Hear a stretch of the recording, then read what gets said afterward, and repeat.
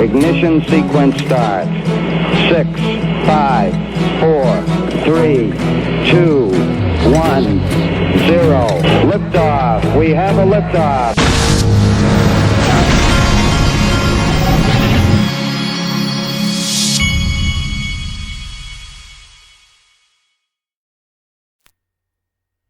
Hey everybody, this is the Digital Asset Investor, and we had quite the pullback in the markets yesterday. And today I'm going to go over that, and I'm going to tell you what this is all about. And let me give you a little hint. This is not, I don't care what CNBC tells you, I don't care what the politicians tell you, I don't care what the people that run the world tell you. What we are going through is not about a virus, economically that is. What we're going through today has everything to do with what these governments and politicians have done for the last few decades to destroy our economies. And now they're pointing and blaming it on a virus. All the virus did was accelerated the disaster that they all created. That is what we're in. But there's a silver lining, and that's why we're here, folks. Okay, so everything pulled back like crazy, but that doesn't mean anything if you understand what we're a part of. This is what means something, buying the dips, if you understand what we're a part of.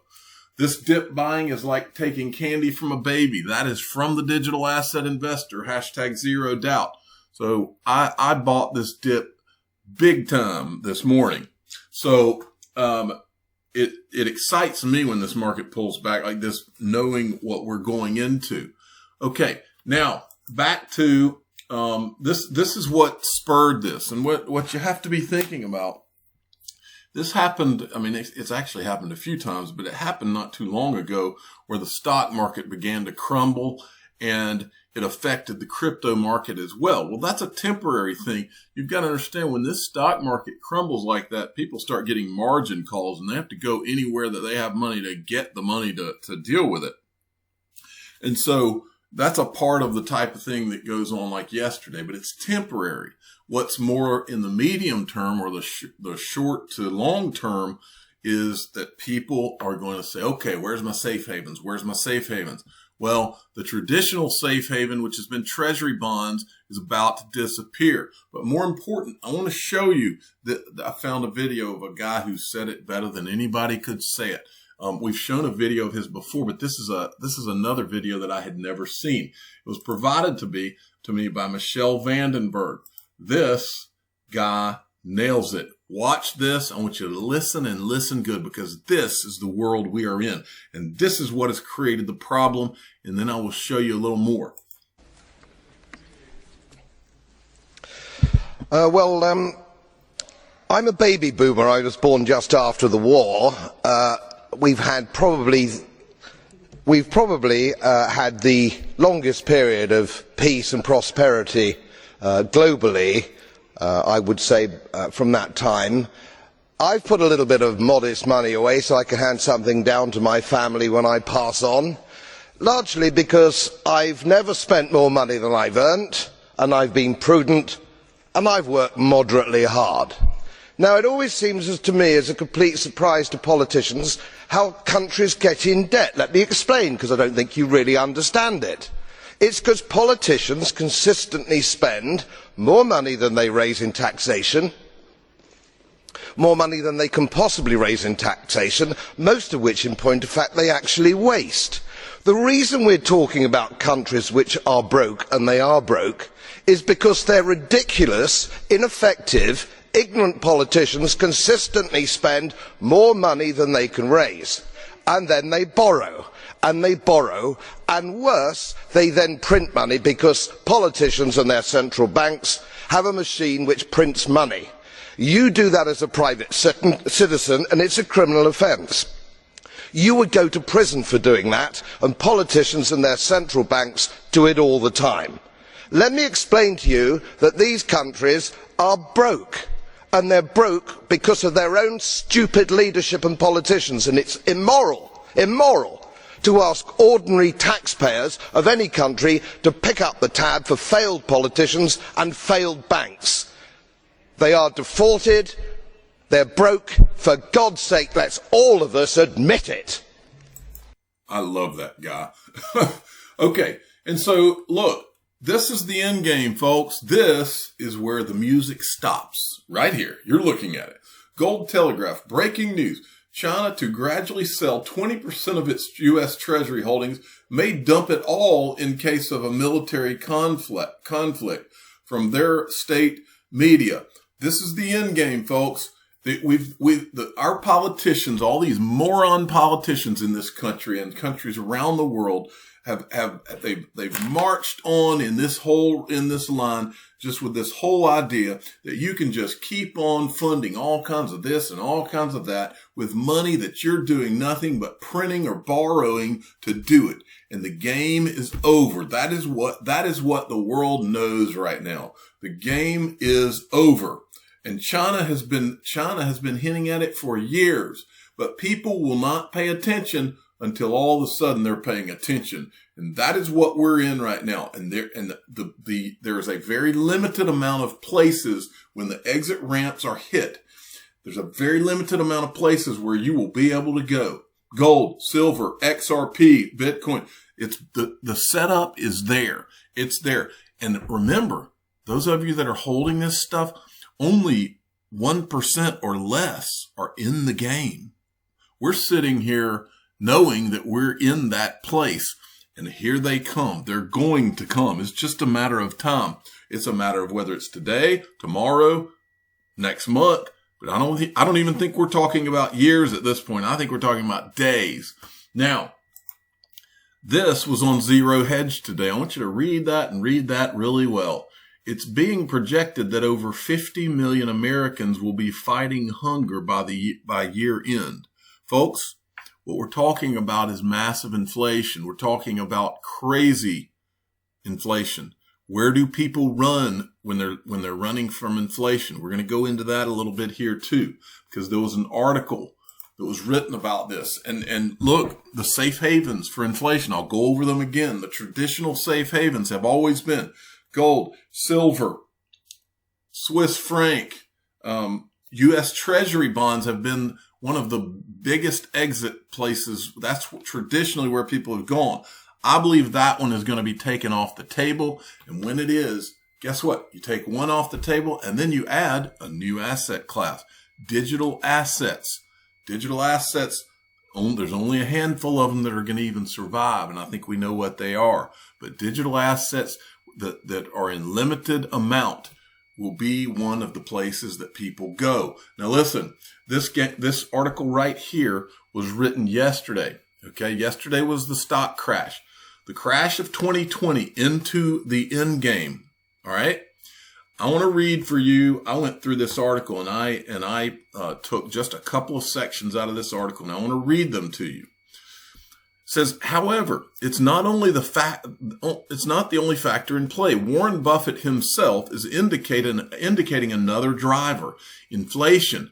He has bought into Barrick Gold, an obvious inflation hedge move, and is focusing on buying into Japan. Where, I'll pause here. Where, folks, who owns 10.5% of Ripple, SBI, Ripple, Asia? How many times have we said it's all going to come out of Japan? Who is more heavily involved in XRP than anyone? Japan. So listen to what this thing says about Japan.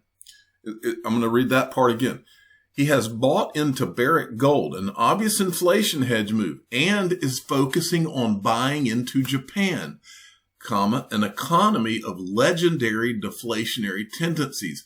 If you were to hedge your cash pile against the possibility of U.S. bailout-driven inflation, you too would want investments denominated in yen.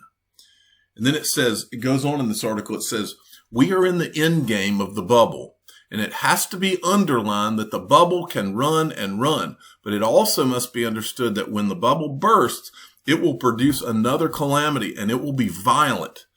This will undoubtedly be followed by yet another bailout. Whether this is sustainable is an open question, but it certainly doesn't seem conducive to low inflation. Now, I want to draw your attention to who wrote this article. It's a guy named Clem Chambers, senior contributor. Intelligent Investing Contributor Group Investing. But his name's Clem Chambers. At the bottom of this article, I want to show you something else about Clem Chambers. You know what he wrote? It says Clem Chambers is the CEO of private investors website advfn.com and author of 101 Ways to Pick Stock Market Winners and Trading Cryptocurrencies, a Beginner's Guide. This guy knows, okay? He knows. All right. So Michael Rutledge, MBE, sent me this. Speaking of Japan, folks, here's SBI VC trade.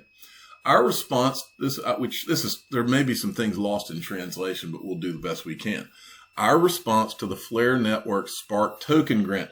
We are currently considering the handling of the Spark token grant to XRP holders by Flare Networks.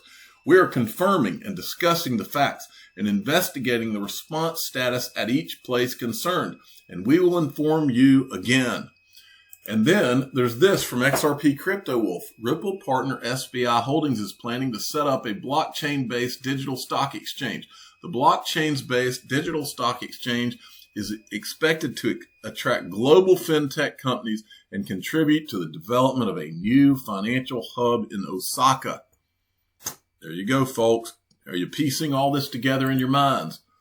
Then there was this from XRP Yo-Yo. The governor of the Bank of England has said stablecoins need global regulation, warning private issuers that an international regulatory framework could soon be in the cards. And then we have this. The Brian Brooks from the OCC did another interview yesterday. There's a few clips here. I want to play them for you. There could be some overlap in these clips, but I'm going to play them all anyway. Here we go. I have a limited time here. I wanted to switch to sort of what the OCC has been doing in the charter space. You recently mentioned the OCC was thinking about issuing a national bank charter for payments companies. Already, BPI has a real-time payments project. The Federal Reserve has promised the FedNow real-time system by 2024. You have companies like Stripe, Square, and PayPal that are seemingly capable of providing similar services. So how does the OCC's charter fit into that space? Well, let's unpack a couple of things you've said, Rachel. So the Fed is working on a project that will be ready in 2024. Let's just pause on that for a moment. 2024. Today is 2020. The United Kingdom already has a real-time payment system in 2020. And America, the leader of the financial services world, will have it in 2024. I think that's unacceptable from a competitive standpoint. Right? I just told you that it's not going to be in 2024. We're going to get it sooner than that. Financial services and technology. The idea that we're going to allow Singapore, China, the UK, and the EU to leapfrog us in terms of faster payments, much the way that other countries got 5G telecommunications long before we're ever going to have that, should give us pause. It should really give us pause. And so the question I have is, when real-time payments technology is available today in the form of private blockchains that already exist and are transacting $350 or $400 billion of market cap every day, I guess I ask myself, why do we want to wait for those things? So, you mentioned some of these bank-owned payment networks, which are far from real-time, which have chargeback risk, which have error rates and things like that. And I just question whether those are good enough for the modern economy. I mean, there's a reason when Chairman Chris Giancarlo left. Then he mentions Chris Giancarlo. We know who he is, the guy that is in charge of the Digital Dollar Project, who works for a law firm that represents Ripple. Here's another clip. A clarification in terms of the upcoming steps that you just mentioned. The timeline for that, you said a couple months. Are you looking at within this year or next year going forward? I think you'll see a cadence of commentary from us starting probably sooner rather than later. I mean, I don't want to, I'm not prepared to make moves on that quite yet today, but just rest assured we're working on a couple of additional crypto issues now beyond just the custody issue, because we see banks already participating in this, right? So, for example, we know that banks such as JP Morgan have already created private permission blockchains for stablecoin projects used by their own customers. The question is, what should the parameters of that be, and what would happen if those banks were to open up those networks to other third parties? We know that there are multiple banks that are holding billions of dollars of deposits that are backing stablecoin projects. Stablecoins being basically a blockchain version of a prepaid card where you can use it to pay for things and people can redeem the stablecoin for money held in the bank. But we haven't opined yet on what the rules ought to be about reserve requirements, collateral requirements, audit requirements for those things. So these are things already occurring. We need to speak to those sooner rather than later. I doubt it'll be months. It'll be more like weeks, I think, when we start speaking to those issues. Gotcha. A little bit further into this topic, when you're talking about stable coins, Bitcoins, all these sorts of different cryptocurrencies, crypto assets. Just a quick personal story. A month ago. All right, and then here's the last clip. Like that, and I just question whether those are good enough for the modern economy. I mean, there's a reason when Chairman Chris Giancarlo left the CFTC that what he chose to devote the rest of his career to was the digital dollar, and it was because of a belief he had that the United States is falling behind competitively in the building of the global financial infrastructure. And I think that, there is a role for the Federal Reserve in payments, obviously. They have more or less controlled the payment system for a long time. There's a role in private payments, as we see for ACH and SWIFT. But at the end of the day, if ACH is super slow, and if SWIFT and FedWire are super expensive, shouldn't we be looking to what the rest of the world is doing as an indication that we're not going to... Man, does my son need to draw you a picture, folks? I mean, come on. My son, by the way, while I'm sitting here doing this video, I can hear screaming. My two sons, if that's them fighting back there, I'm putting them to work right after I finish this video, but because I've yelled at them so many times about not screaming in the house, first of all, but especially not doing it while I'm recording a video. So if it was them, they're about to be in the yard picking up pine cones or something. Okay, XRP Crypto Wolf. This right here is Norway Central Bank digital currency project is now in its third phase. It's assessing whether to issue a digital. I just wanted to take you through a string. These are all XRP Crypto Wolf. These are all people that are working on digital currencies and are all focused on blockchain, and they're all from XRP Crypto Wolf. Watch this. Norway. And then you got Brazil's central bank president says that a central bank digital currency is the natural end game of modernizing the Brazilian financial system. Then you got Denmark proposes use of blockchain and fight against corruption. Everybody seems to be in the game. Now, XRP, the Standard Productions, made me laugh today. And when he makes me laugh, I have to show it. Breaking news. Wow, is this real? 50 billion XRP stolen from Starlink satellites by aliens. Oh no. This is parody, by the way, folks. We are, it says, these are the aliens talking. We were just cruising by Earth to see what was up. No big deal, said alien commander Snodlib Gieflack to XRP Productions reporters. And all of a sudden, our comms guy says, whoa, check out this transmission I just intercepted. This shit's off the hook. And then the alien is shown with a picture, holding up a picture of me interviewing Greg Kidd, where Greg Kidd says that XRP is the first intergalactic currency. Now, this guy is a trip. If you don't follow XRP Productions, here he is on Twitter, at XRP_Productions, and on Coil blog, XRP, the Standard Productions, at XRP_Productions. Give him a follow. That is some funny stuff. Now, before I leave, I've been telling you guys about the Pure VPN. This is how you stay protected while you surf online. If you look in the description of every video I do, there's a link where you can go and download the Pure VPN, and they've got a 7-day 99-cent trial that you can do. But watch this. This is why you need it. Let me talk for 1 second in case this is a copyright issue.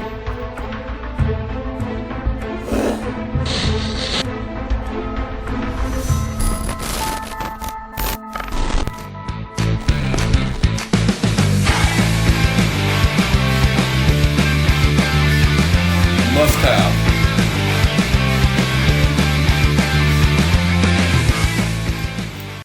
I'm the digital asset investor. I'm not an investment advisor. This is for entertainment purposes only. Please subscribe, hit the like button, and tell your friends and family if they are surfing the web and they don't have a virtual private network, you are at risk. And you can download that and you can put it on your phone and on your computer, several devices. Thanks for listening. Every day, billions of people around the world are mocked, ridiculed, laughed at, and embarrassed by their friends, family, and even strangers. These people go through their days knowing there are secrets being kept from them. They hear the faint whispers behind closed doors. The information and knowledge is held very close and only shared with others who were fortunate enough to find out. Feeling lost, rejected, and ostracized, these people give up, never finding out what digital assets the digital asset investor holds. But there is hope.